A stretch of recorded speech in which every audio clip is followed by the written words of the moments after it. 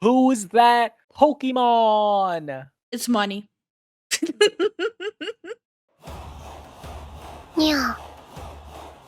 The games industry has lost its mind. These guys have lost their minds. It's gotten to the point where I don't even know if people can even afford to play video games anymore. We just got slammed with a tidal wave of new releases, the vast majority of them premium priced. We just saw consoles raise in price for the Jokes aside, I think we are reaching a point where people have to go to like affirm companies or like go into monthly payments or loans to even get newer PCs to be able to play newer games, and the newer games cost like $80 on top of it all. So yeah, no, we are definitely heading in like a very horrible direction where we constantly have to upgrade everything once a year. It's pretty bad. second time this year. And Nintendo's out here selling 18-year-old games for $70. Oh, and also announcing a paid DLC for a game that doesn't even exist yet. He's talking about Pokemon A to Z. If you haven't watched Nintendo Direct, when they were announcing Pokemon A to Z, they weren't advertising Pokemon A to Z. They were advertising the DLC for that game. As he said, the game is not even out. And when they do that, that means they already have the content that they're removing from the base game just to sell it as an add-on. So basically pay gating. We already have quality issues with these games. We can't even trust the vast majority of them to be playable when they launch. We've seen more industry layoffs, and it feels like this industry has employees, and yet regardless of the failed launches, the stumbles, the random issues, and just the flat-out bad games, it feels like we just keep seeing more games at an infinitely increasing rate, and it begs the question, who's going to buy it all? I can't be the only one that's sitting here thinking to myself, there's just way too many games that have come out this year. And while we've had some good ones, some really good ones, it's getting to the point where even they're going to go on the back burner. And while that's great, we can go ahead and buy. There were good ones. There's even a game that I finished from the start to end, Expedition. But there's also games where me and Zen, we spent $140 on, and we played only one day, Borderlands 4. Okay, granted, Zen played it 2 days. I played it 1 day. But still, can you really justify $140 for like 6 hours of gameplay? Not really. You're getting to a point where you cannot justify even paying for them. And play games whenever we want to. That's not how this industry is built. This industry is built for day one sales, and I do not think people are going to show up for it. So today what I want to do is I want to talk about how unaffordable this hobby has become. I want to talk about how regardless of the quality of some of these games, they're still going to fail in sales, and how at some point the AAA industry really needs to learn from their indie competition because the price isn't right. But before that, Displayed. Will they learn from them? Because right now, all I'm seeing these big studios, they're having their journal dogs bark at the indie games for making them look bad. Heard I like Path of Exile, and I think they took it a little bit too seriously. Wait, Displayed has officially licensed yeah? Path of Exile 2 Metal Prints, and as somebody who is way too deep into that game, this is a dangerous development because Path of Exile has some of the sickest art in the genre, and now I've got those prints sitting up in my office. And I'm not saying that it's guaranteed for better loot, but I do have a new poster to be able to pray to every time I need a divine drop. If you haven't tried Displayed out before, they make high-quality metal posters that mount magnetically, no tools, no wall damage, and they're so easy to be able to install and swap out whenever you move. They've got over 1 million designs across anime, games, movies, and more, including textured and limited edition prints. Between this new Path of Exile line and all of the other additions and drops that these guys have sent me, I'm going to be honest with you guys, Displayed, I love your product, but seriously, I have nowhere else to put them right now. I'm starting to look at my ceiling at this point.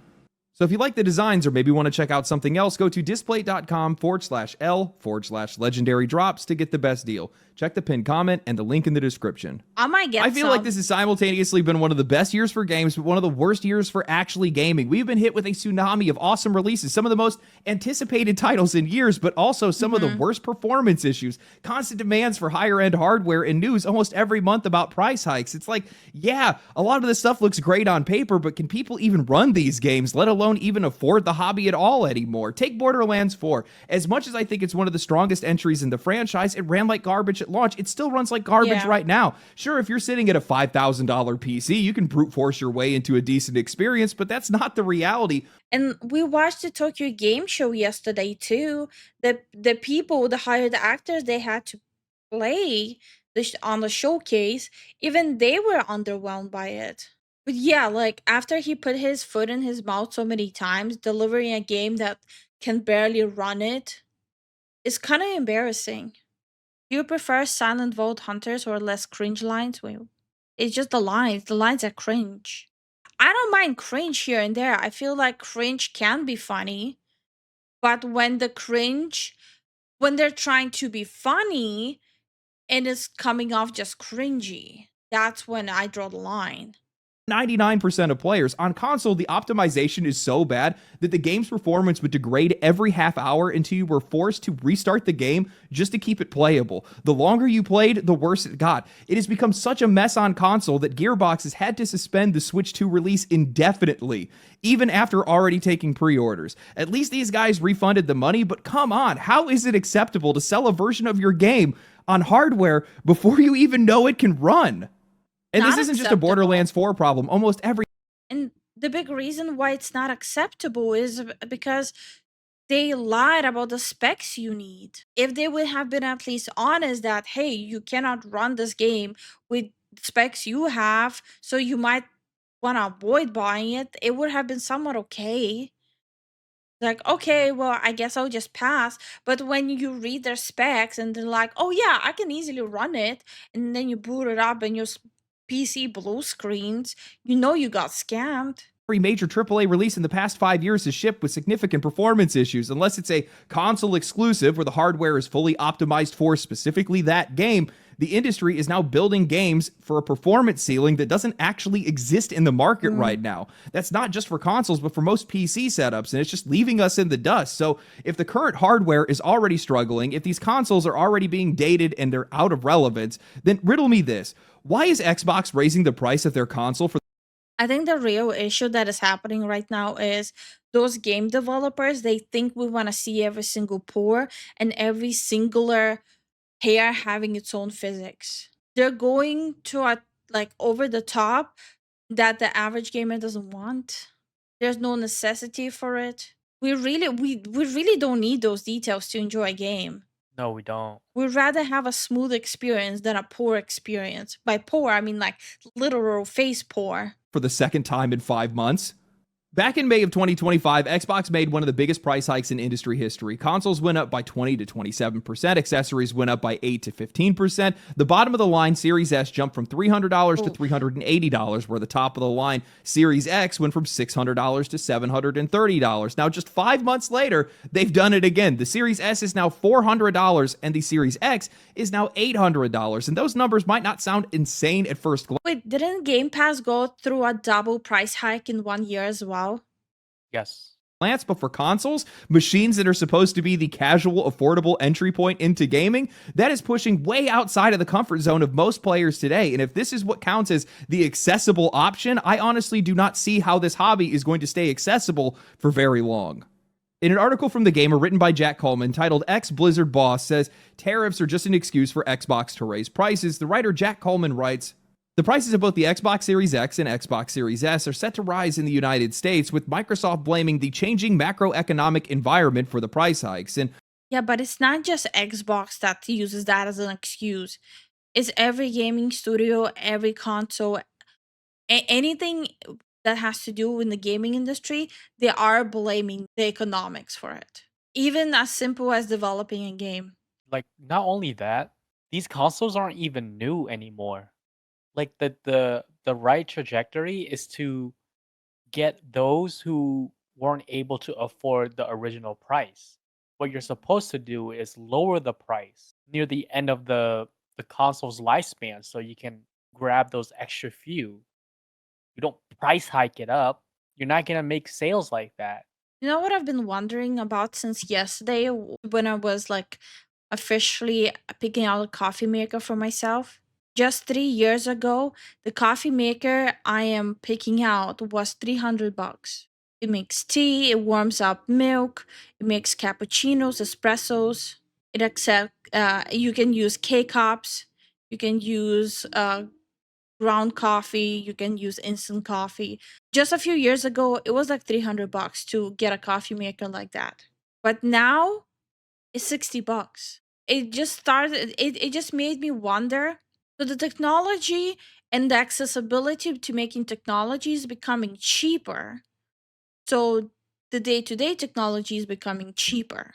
But when it comes to games, it's becoming worse, but it's becoming more expensive. So it just made me like really wonder what exactly is happening in the gaming industry when like technology all over the world for like regular things is cheaper. But when it comes to gaming stuff, where you don't get an increase of quality, you get a decrease of quality, but it still costs more and more every single year. It genuinely is starting to kind of confuse me. Or if you think like that comparison is a little bit too far fetched, I have a graphic tablet that again couple of years ago it would have been hundreds and hundreds of dollars to do my art. When I bought it for $100 because it's getting cheaper and cheaper, because it's easier and faster to mass produce technology now with better quality. And that's what it's supposed to be like.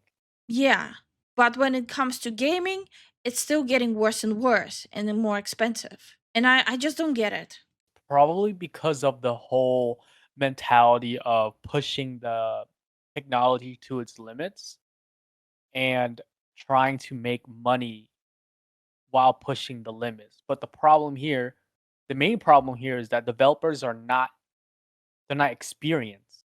All the experienced developers, they either get laid off, fired, or they leave to make their own studio, and they don't have like a protege, like an apprentice that they can pass on their tricks and stuff. Because I'm assuming this is me making speculation here, right? This is not absolutes. Development, especially for games, I'm sure it's the same energy that people do for like art stuff. They don't want to teach their secrets. So there's a bottleneck somewhere within the process of becoming a developer. Think of it this way: car manufacturers add a whole bunch of crap you don't need to inflate the price, while also making sure you are dependent on the repairman. Oh, we are aware of that. Zen works on cars for a life. For life. Yeah, for a living, yeah. Sorry. And also, me stepping into the whole other side where it's like transmissions and stuff. From what I can tell, it's more expensive because of the skill that you need to rebuild. Most people they don't rebuild anymore. They don't rebuild engines, they don't rebuild transmissions because it's more expensive. Didn't we have a whole conversation how they're replacing the metal trays for plastic trays, and now they completely crumble and break now inside the Oh, cars? yeah, they replace metal oil pans for aluminum, like a hard aluminum base, and all it takes is just one piece of rock going pretty quick, and you just got a hole in it. And depending on what brand, it's also plastic too, Mm. hard plastic. Other words, Xbox is blaming the ongoing tariffs for the price increases. Ex-Blizzard president Mike Ybarra is critical of these price increases, saying that Microsoft is using tariffs as an excuse to try to squeeze more profit from Xbox. Ybarra had described the first price increases as justified given the sudden implementation of tariffs, but he believes this new price increase is more cynical. Console price increases are not tariff issues, they are profit issues, his post reads, and the reason why profits are not where they should be is a far, far deeper issue versus the tariff excuse. He later added tariffs went up once, so that does justify a single price increase. An excuse to continue raising prices with no new increase in tariffs is simply a different problem, and they are going to make consumers continue to pay for those problems. Now, some of you guys might remember this. I mentioned this back when I first covered the first round of price hikes in May. Tariffs or no tariffs, these increases are an excuse to squeeze more profit out of their customers. Yes, tariffs have always been a part of the conversation. Chinese-made consoles make up a bulk of that side of the U.S. imports, but the reality is these companies are just using them as cover. They are the ones who consolidated their manufacturing in one country to save money. They are the ones that let themselves be exposed to trade policy, and now we are the ones that are footing the Yeah, it's the simple thing of, hey, we made the decision, but now as a consumer, you're the one who's supposed to foot the bill for our decision. To put it in simple terms. the bill. And we know that is the case because when some of these tariffs have been delayed, rolled back, or even came with exemptions, prices never went down. Not a single time. Because these prices were never about faithfully tracking the tariffs in the first place. It was just about ratcheting up the baseline and then never walking it back. And it's not just me saying it. When even someone like Mike Ybarra is calling these price hikes money grabs, you know the excuse is starting to wear thin. Moves like this are just making gaming a hostile hobby to get into. These price hikes, tariffs or not, are not keeping pace with wages. And To be fair, besides even the predatory pricing on gaming these days, gaming is a terrible hobby to join. Is in general, even having an opinion on the game these days is just like your head is gonna be on a chopping block. people just simply can't afford it. Worse off, the quality of these games is not rising with these prices either. So why would anybody want to buy into this? And it's not just Xbox doing it to their customers. Everybody's doing it to their Yeah. customers. Look at Nintendo. They already tested the waters with Mario Kart World at $80. Now they're turning around and they're asking $70 for a Switch 2 bundle of Super Mario Galaxy 1 and 2. Two games that are over a decade old with no new content, just upscaled visuals. And yet they're asking for a brand new release price. And if you guys thought it stopped there, well, you'd be wrong because Nintendo is launching Pokemon Z and A at $70. But during their latest Nintendo Direct, they made an announcement for a day one DLC that you can pre-purchase right Didn't okay, for people who hasn't seen Nintendo Direct, let me just summarize it for you. They showcased Mario Tennis, then they showcased Yoshi Adventure Books, then they showcased old game ports, then they showcased Steam old game ports, like really old Resident Evil games and stuff like that. Then they showcase not Pokemon A to Z, but Pokemon A to Z DLC, pay DLC.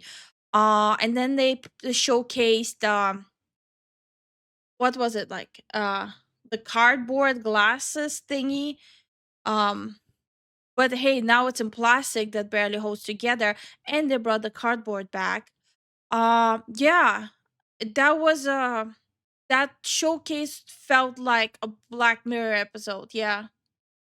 It, Yep. I couldn't believe that this is actually happening. now for another $30. That means if you want the full game on day one, you're looking at $100. And it doesn't even end there. It doesn't even end with the sticker price. Most of the content is still going to be locked behind another wall, Nintendo's online subscription. If you do not pay for that, well, you're not going to be able to access all the rewards or evolutions that are going to be tied to the DLC. Wow. Yes, Nintendo is literally paywalling Pokemon evolutions now. Well, isn't this grand? You want to evolve your Pokemon? You better pay us on a monthly basis. Oh, you already paid for a Switch? And the game sucks to suck. Give us daily money, or your Pokemon will remain a weak little puppy. In an article from IGN titled Pokemon Legends ZA's $30 Mega Dimension DLC pushes the price of owning every Mega Evolution to $100 on the Switch 2, Tom Phillips writes, Nintendo's decision to announce costly DLC for Pokemon Legends ZA and lock 3 Mega Evolutions behind an active Nintendo Switch Online subscription has prompted fan complaints over the amount of money required to unlock every creature. Wow. Last Friday's Nintendo Direct included the announcement of Mega Dimensions, a $30 DLC that includes additional story content and allows fans to encounter 2 new Mega Evolutions, Mega Raichu X and Mega Raichu Y. 3 other Mega Evolutions were also confirmed for the Kalos starter Pokemons, Delphox, Chestnut, and Greninja, with the small print revealing that these would only be available post-launch as rewards for competing in online ranked battles, which requires a Nintendo Switch Online subscription. With Pokemon Legends ZA already at $70 on the Switch 2 or $60 on the original Switch, fans were quick to note that the $30 Mega Dimension DLC, announced weeks before the game's launch and available to pre-order already, pushes the price of owning every Mega Evolution to $100. On top of that, the need to have an active Nintendo Switch Online subscription only adds to the costs involved, and with each of the 3 granted over subsequent in-game seasons, players will need to keep their Switch Online active for multiple months and win ranked battles to unlock the lot. I just find this utterly ridiculous. We have now reached the point where Nintendo isn't just trying to strangle the industry with lawsuits and patents on basic gameplay mechanics. They've also been the first to jack up the base price of games to $80, and now they're paywalling the very identity of their own series. I'm so done with Nintendo. Like, absolutely not. They don't wanna provide product, and they don't want other people to provide product. It's actually being held at a gunpoint. If you don't understand how evil the company is and how predatory the company is to the entirety of the gaming, maybe you need to get more familiar with what Nintendo has been up to the past 5 years. Evolutions are not bonus content, they are foundational. Yet here we are with a $30 DLC on top of a $70 game. And if you want it all, you're still forced to keep up a subscription service while they drip feed mechanics back to you. I can't believe I'm saying this. Nintendo is worse than Activision. It's Yeah. absolute whiplash. The company that sells itself as the family-friendly consumer. Yeah, that's a funny thought. They portray themselves as this cozy feeling cutesy stuff, right? But they will come after you. They're like the boogeyman of gaming. Oh yeah. Oh, our content creator has depression. Let's drop in and make sure to blackball him. Oh, Yep. oh, you're having a charity event with Nintendo. We're gonna strong arm you into removing everything because Nintendo doesn't want to be associated with charities. You have a mechanic of breathing? Yeah, no. Lawsuit. Safe option is squeezing. How are you worse than Ubisoft? How are you worse than EA? How are you worse than Microsoft? You kind of have to really try. Its players harder than anybody else. And here's the part that really exposes just how broken this has all become. Because for the price of Pokemon and its DLC, you could buy Silksong, Expedition 33, and Hades, all of this year's strongest contenders for Game of the Year, and still have money left over. I mean, I guess this is where we're at right now, paying more, getting less. And if this is what's passing for normal now, then maybe the question isn't how much people are going to pay, it's how fast they're going to walk away. The amount of Pokemon that I played as a kid is indicated by my glasses prescription, which is that I am legally blind. That Game Boy never left my hands, and never in all of my years, I never thought we would see the day where Nintendo would paywall Pokemon evolutions. Nintendo fans, Pokemon fans, the people that are defending this, listen to me for just a second. You are one step removed from seeing your Pokemon evolve and getting a pop-up that says $15 to proceed or cancel evolution. They're not gonna listen to him. All they're gonna do is say that he's lying and that he's a show for another company. That's all they're gonna say. Unfortunately, I had way too many discussions with people who are diehard Nintendo shills. The amount of ridiculous copium they will throw at you is honestly, it kind of needs to be studied. Who's that Pokemon? It's money.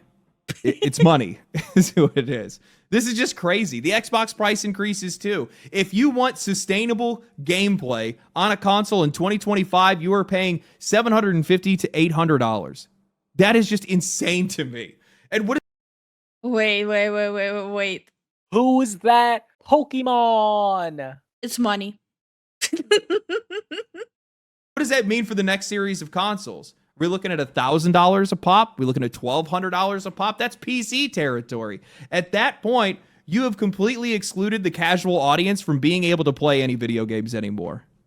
And that's my biggest worry when it comes to some of this stuff. Maybe that's what these guys want. Maybe they just want to squeeze the willing as much as they possibly can and then push the unwilling into subscription services, into free-to-play, into mobile, into places where I can't get $800 out of you today, but I can definitely get $800 out of you over the course of a couple of months.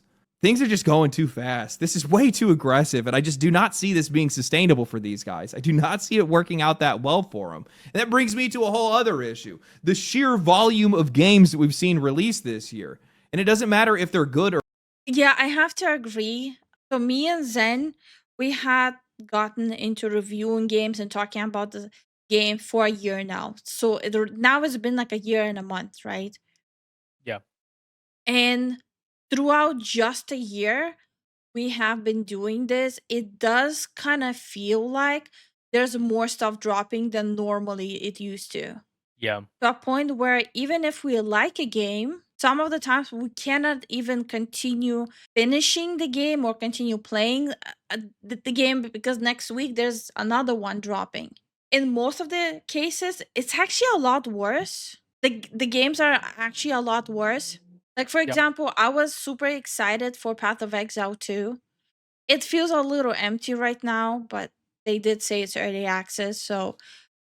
But we went to Diablo 3, which I used to hate, but now there is content on Diablo 3, and I'm actually enjoying Diablo 3 more than Path of Exile 2.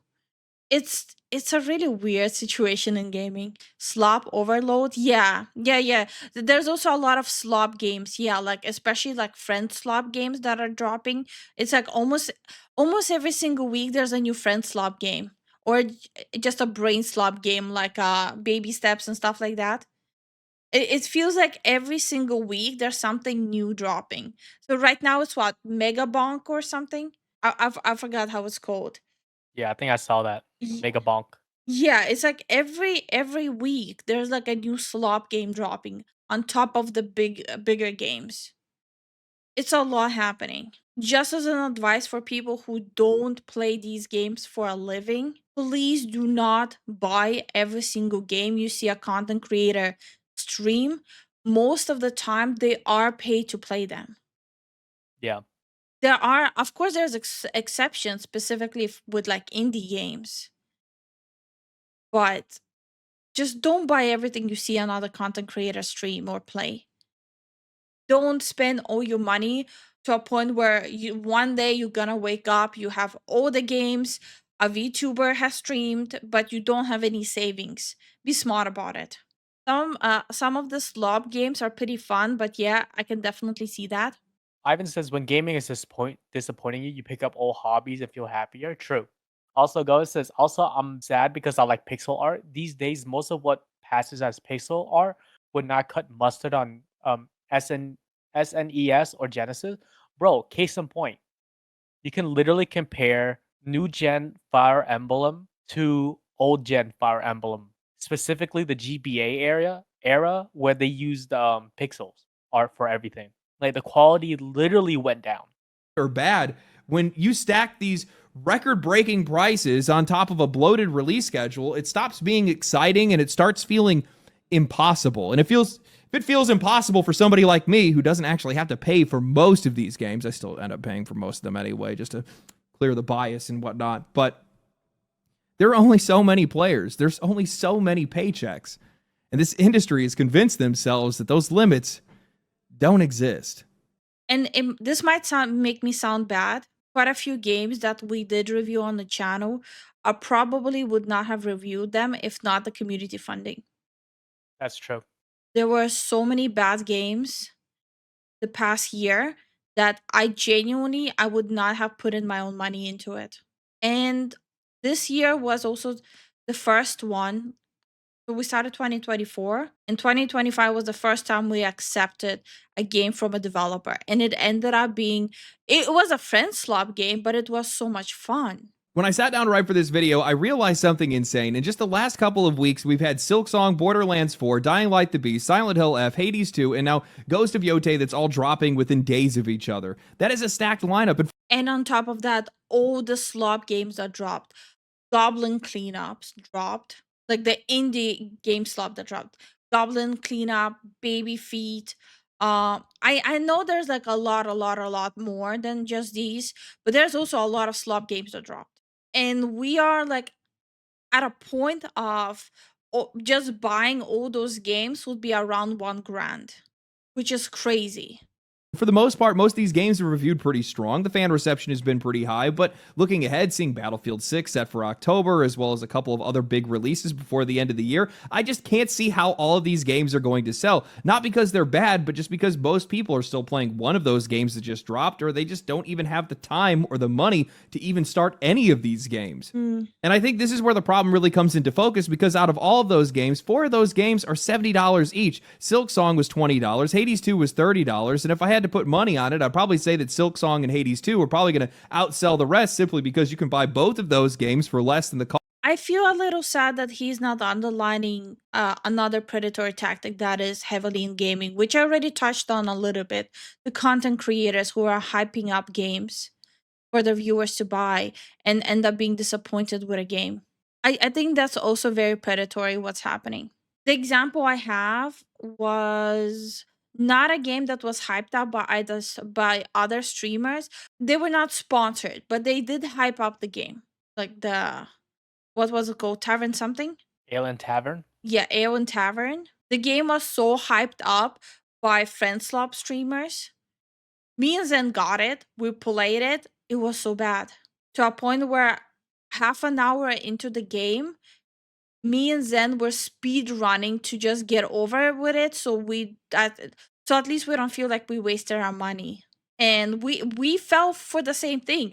And we talk about predatory behavior in gaming every single day, and we still fell for it.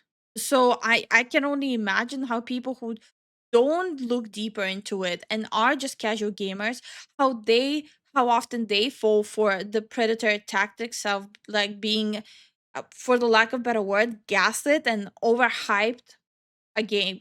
It's pretty bad. Cost of one of the others, but buying all of these games would run you over $300, and that's just not happening for the majority of people right now. And the longer this release schedule continues to accelerate like this, and the more months we see that are packed like this, the more difficult it's going to become to avoid a problem. Now, look, I get it. Not everybody is going to buy every single game. Not everybody's going to buy all of these games all at once. Not everybody's going to be interested in a lot of these games. We all have our tastes and interests, but the expectation from the industry is to reach beyond their core audience and scoop up as many people as they possibly can. And I just don't see that being realistic. That mindset is exactly why we've seen so many projects canceled, studios shuttered, and wave after wave of industry layoffs. This industry hasn't come to terms yet with the sheer number of barriers that they have built between players and their games. The first barrier should be obvious. It's whether or not these games are even playable at launch. Take some of the highest rated multi-platform releases this year: Monster Hunter Wilds, Silent Hill F, Metal Gear Solid, Borderlands 4. Each one of them had major technical issues. And it's not just because these games are bad. Most of these games are actually pretty good, but it's because these developers are assuming that everybody is playing on top end. By default, if a game does not perform well, it by default makes it a bad game. It might still have a good story and a good design, but if a game doesn't perform well on a spec level, it by default makes it a bad game. You cannot say like, "Oh, this game exploded my whole house, but at least the cat looked cute." You can't. No. Yeah, that's what I'm saying. Like, if a game doesn't perform by default, it's a bad game. People need to understand that you have to center it around the lowest end as possible as you can, and then work your way up. Hardware, but that's just not the reality. These games aren't only demanding a sticker price, they're also demanding the newest console refresh, a PlayStation 5 Pro, an Xbox Series X, a PC with a 40 series GPU and the most cutting edge CPU, add frame generation, AI driven features, Unreal Engine 5 workloads, and suddenly you're not just paying to own the game, you're now paying thousands of dollars just to make sure that you can even run them. Now, going back to Borderlands 4, the CEO has finally gone quiet now that multiple hardware reviewers like Hardware Unboxed Didn't go quiet. Oh, he okay. He went quiet in the western side of the world. He went full speed ahead in the east. The reason why he went quiet was because he was doing a promo tour in Asia. And we even posted a short of what he was doing in Tokyo Game Show. He was still putting his foot in his mouth and announced a new character who is a very blatant self-insert, which he confirmed himself by saying like, "Oh, I was just recording me doing card tricks and sending that to the developers to put them in, because Cash is just like me, for real, for real. I'm hip, I'm cool. Cash is fully based on me."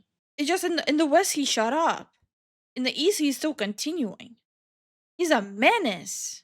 And someone needs to stop the Ankh. Digital Foundry and Gamers Nexus have stepped up and torn the game apart. They outright challenged Randy Pitchford to repeat his claims about DLSS and frame generation on camera. And why? Because, well, the game launched in a disastrous state. Instead of taking responsibility, the CEO tried to act like it was everybody else's problem. His message was basically, buy better hardware if you want to play our premium game that's made for premium players. And that's the attitude right there. It's not just Gearbox, it's the mindset of the entire industry. Come on, broke people. Skip your rent and buy a 5090 just to be able to run our cell-shaded looter shooter. That's the level of contempt that we're dealing with. That's the assumption that a lot of these people are running with.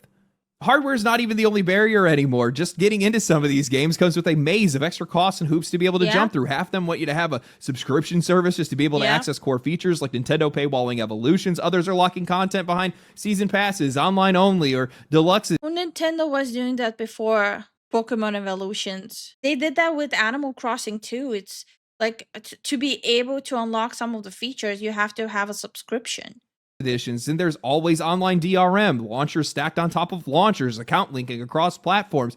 Every year, there's another layer shoved between the player and the game. And it's not just about buying the box anymore. You're buying the box, the subscription, the DLC roadmap, the console upgrade, and the privilege of troubleshooting performance issues on day one. And I think that's the bigger issue here. It's not just one game or one bad launch or one company that's pushing their luck or one CEO that's talking shit. I think the only game I play that requires monthly payment is Final Fantasy 14. But that is also after a year of resuming my subscription. Because every time when I feel done with the game, I just pause it and just come back. Everything else, yeah, I don't have any monthly subscription games I play. Which thank God, I finally learned my lesson. And hi Loco, how you doing? Hi Lucian, how you doing? And thank you so much for the membership, Lucian. I get back in the boiler room. We really appreciate it. Frame generation is the true evil. Devs are already lazy with optimization, but now they can just say a game runs okay with fake frames. Metal Gear Solid 5 was the last optimized game. I will have to disagree with that. The last and newest optimization game, surprisingly, was Expedition 33. Yeah, Surprisingly. Expedition 33 was actually. Yeah, it was pretty optimized on Unreal Engine 5, by the way. It's an entire AAA ecosystem that's straining under its own weight. Publishers are flooding the market faster than customers can possibly even keep up with, stacking release after release as if money and free time are just infinite resources, but they're not. There are only so many players, only so many paychecks, and only so many hours in the week. This industry acts like this audience is bottomless, but in reality, things are a lot more brutal than that. People have limits, and we're watching some of those limits get hit in real time right now. Prices keep rising, requirements keep rising, and yet the quality of the average release keeps sliding. It's not like there haven't been great games this year. There's been a lot of them, but they've been buried under an avalanche of other launches, day one patches, and performance nightmares. Even the games that deserve to succeed are being drowned out because the industry just refuses to pace itself. Instead of celebrating a hit, these publishers are just shoving the next one out the door, convinced that there's always going to be money waiting on the other side. I mean, how much longer can that illusion hold? Who's really buying for? I'm waiting for the first person to, like, for the first public person to go into the generational debt over buying video games all the time. I wonder who's gonna be the first one. Or $5 $70 games in a single month? Who's dropping $800 on a console upgrade or thousands of dollars on a PC overhaul just to be able to keep up with an arms race that the vast majority of us never even signed up for? At some point, something has to give, and you can already see that in the way that players are making their choices today. Indie and mid-tier games are thriving right now, not just because they're creative or unique, but just because they're sustainable. For the cost of one AAA release, you can grab 3 or 4 of these indie titles that It already happened. Someone is already in generational debt over buying video games. Crazy. And I guess it's gonna happen more and more often as time goes on.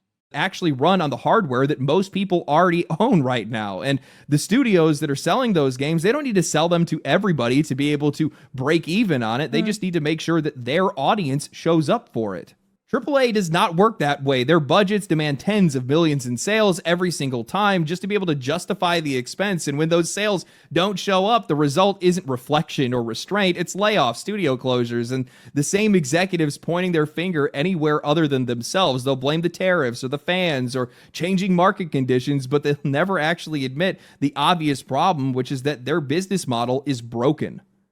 And that's where all this is heading, an unsustainable ecosystem, spiraling prices, spiraling requirements, spiraling expectations, all pushing against an audience that cannot and will not stretch its wallet forever. You can raise your prices, you can raise the stakes, you can do whatever you want, but it's only going to be a matter of time before this entire house of cards collapses. And when it does, it won't just be one studio or one release, it'll be the entire structure of AAA crashing into the reality that it's basically spent all of these years pretending doesn't exist. I was looking at the some odd top 20 games that released this year, and it's almost $1,200 if you bought every single one of those releases. Yeah, sounds about right. That is just insane to me. That is so much money, and that's not affordable for a lot of people. And it would be less than $200 if you just bought the indies. It would be some odd $300 if you bought the indies and the AA games that came out. If that was the case, and those are the only games that you bought this year, man, you did really well. And bonus is you're actually able to run those games on nearly any piece of hardware. Well, to be fair, just because a game is indie, it doesn't mean it's gonna run well. Just recently, I tried out Water Park. I know a lot of people are streaming it right now. It almost made my PC crash, and I wasn't even streaming it. Hardware right now, so that's pretty nice. Yeah, I think, and I've been saying this for a while, as this industry continues to increase their prices and increase the demand on hardware demands and put up more barriers in this industry, it's just going to make people more wary and critical of games before they're even released, or even after they're released in some cases. It's one of the reasons why I think we've seen so much culture warring around video games, and it's because I think a lot of people are looking for any reason not to be interested in these games. And it's not just because they hate video games, it's just because they're looking for excuses not to spend their money. That's really what it's coming down to. I don't think so. I think a lot of people are having these like moral speeches over others is because they just want to be contrarians about someone else's fun. I don't think they're just trying to not spend money because right now we are the generation of overconsumption and overspending. Yeah, that's the generation that's currently up right now. Yeah. Like there's so many people who have debt. Would it be credit card debt? Would it be loan debt? Like our generation is generation of debt. There's no such thing as we're trying to avoid spending. That's not true at all. And in some cases, you actually have people that are looking forward to and actually kind of hoping that a game that they were interested in turns out to be bad just to be able to save themselves the money and also save themselves from the FOMO. And undoubtedly, you're going to have some of that almost every year with all these games. There's just too many of them. Beyond that, and this is something that kind of gave me a little bit of a pit in my stomach, and this is the one thing that kind of hates about one of the things. I'm sorry, man. I hurt my back, and I have been taking medication to be able to handle the pain that I've been going through. But what I was going to say is we've seen 5 or 6 really good games drop within weeks of each other. And while I think undoubtedly some of those games are going to do really well, some of those games are going to fail financially, and it's not even their fault. And it's just because people are overwhelmed. It's just too many games in the market. It's too much money to be spending. People are already going to be spending their time in one game. They're not going to be ready to go shoot over to another one already. And that ultimately ends up meaning layoffs, Yeah. studio closures, less money to be able to put towards the next game that they're working on. And I squarely place the blame. Well, to be fair, like a lot of studios are laying off people till this date because they overhired in 2020. A lot of studios haven't even straightened out their own backyard after 2020. On AAA. It is their fault for the situation that the industry is in right now because they have overwhelmed, they have flooded the market with so many games and so much marketing that it's made it financially impossible for most people to be able to keep up with all these releases. And at the exact same time, it's made it even more difficult for some of these games to be able to get the visibility that they deserve. I don't know. I don't know where this all goes. The only thing that I can think of is that hopefully it'll all just sort itself out financially. That these guys will see the numbers, they'll see their games underperforming and say, hey, maybe we should slow down a little bit. But this industry has a really hard time with learning the right lessons from some of their mistakes. So I guess we'll kind of have to wait and see on some of that stuff. But as much as I love the content and being able to cover all these games, this is just too much, man. Yeah, it's just even if you have all the money in the world and your full-time job is making content of reviewing those games, it's impossible. It's becoming to a point it's impossible where you have to skip some games. Like I skipped Goblin Cleanup, I skipped Silent Hill F, which I did originally think, hey, Zen might just stream it instead of me. There's like a few games we skipped. We skipped reviewing Tales of the Shire. We skipped reviewing Avowed, Veilguard, which by the way, those were supposed to be like joke reviews. Yeah. But my point is, it's just impossible. It's too much happening. It's way too much happening. Like as Niall, Niall, no, a local said it. There will be a game bubble burst, 100%. We're heading towards like a crash out. This is just way too much. Maybe it's just because we're right before the holiday season. I guess maybe that makes sense, but not really to me. No, around the holiday season, they're gonna amp it up more.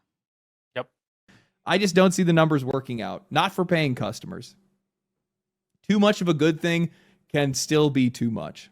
Yeah. Anyway, my back hurts. This is all I can do for my video. I will talk to you guys later. I hope you guys enjoyed the video. If you guys did enjoy the You need to remember, don't leave the conversation with your back.